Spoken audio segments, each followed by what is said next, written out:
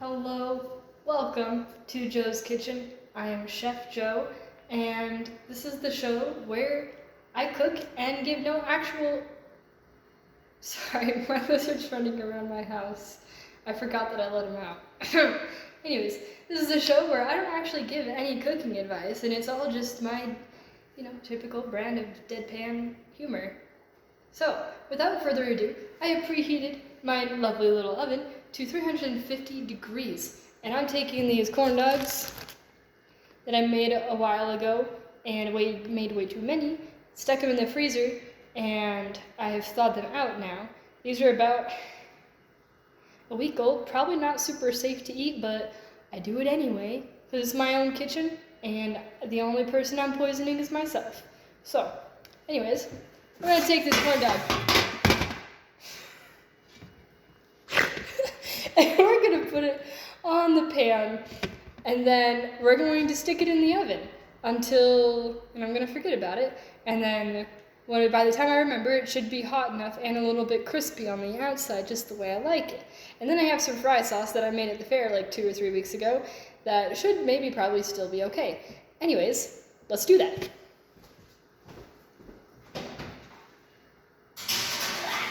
In you go. Okay, let's forget about everything.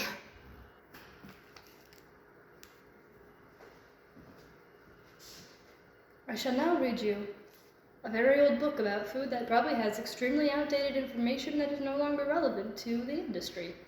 Let's see. Fermentation. Most sugars may be fermented by yeast to give carbon dioxide and alcohol. Alcohol may later be oxidized to form acids. Spoilage of canned food or cooked products containing sugar may thus occur by fermentation.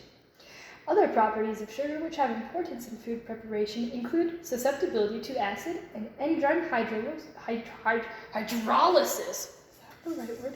Hydrolysis. Where is he going? I'll say it. This is my son, Atticus. He's a very handsome bearded dragon who doesn't always like it when I touch him. Today is one of those days, isn't it? He wants more bugs, but he's on a diet because he's pretty darn fat. Who's a handsome lizard? Is it you? Are you handsome? Oh. Who is that? Oh, don't you just love it? It's been like 5 minutes and I'm already bored and hungry, but I found something rather alarming in this book. Let me just read it. It's about melting point. With the application of dry heat, sugars With the application of dry heat, sugars melt or change to a liquid state. Heating beyond the melting point brings about a number of decomposition changes. As sucrose melts at about 160 degrees Celsius, a clear liquid forms, which gradually changes to a brown color with further heating at about 170 degrees Celsius or above. Hey, they're making caramel. Oh wait, they just said that. Caramelization occurs with the development of the characteristic caramel flavor and brown color. Sugars other than sucrose are so little used in their crystalline form in food processing that their melting points have little significance. The one exception is maltose, which is used to a limited extent in certain candies of the hard type and for infant feeding. I don't actually know how accurate that is anymore, and I'm a little bit concerned about giving kids, crystallized maltose. That sounds not good, especially for infants. Like toddlers, meh, whatever, but infants? Anyways, maltose melts at 100 degrees Celsius, hence it decomposes more readily by heat than does sucrose. Glucose and fructose are usually used in thick syrupy solution. The more you know. Anyways, I think I'm gonna eat it cold or not, because I am tired of waiting. Behold the glory of a twice-cooked corn dog. It's beautiful, isn't it? Now for the plating portion of this meal. This is the most complicated part of any cooking operation, in my professional opinion. What is my hair doing? Anyways, we have a nice little square-ish plate. Very cool, very trendy. Got it at Ross for 15 bucks. And there was a mug broken in that kit.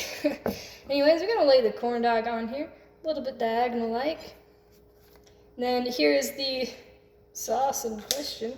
I have many questions about this sauce, actually. You know, we're gonna not use that. I mean, I'm all for eating twice cooked corn dogs, but eating a several-week-old fry sauce does not sound like it would be an intelligent decision, if you know what I mean. And I'm all about making it.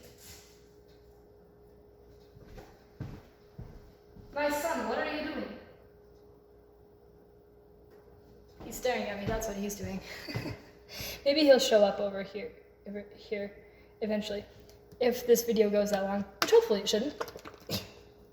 What was I saying? Oh yeah, I'm all about making great decisions, really sound, well thought out decisions, like letting your lizard run around the house unsupervised while you cook, while you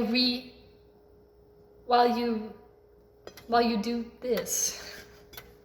I can't believe I'm doing this. Is this what my life is? Is this all my career? Is this the pinnacle of my culinary career? Perhaps.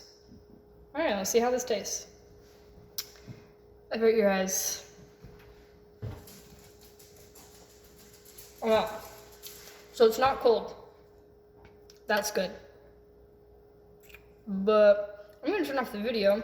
I'm gonna put this back in the oven for a little bit, because I like my corn dogs really crunchy, which means I need to forget about them for about 20 minutes or more. One time I did it for like 2 hours and it was okay. So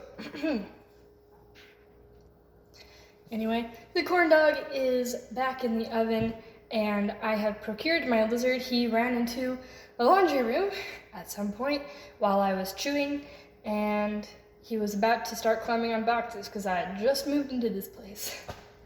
Anyways, thanks for watching my literal nonsense, if you are watching it. This is mostly just for my own pleasure and amusement. And I'm having a good time of it. So anyways, have a good day, drive safe, God loves you, and do all the drugs without me.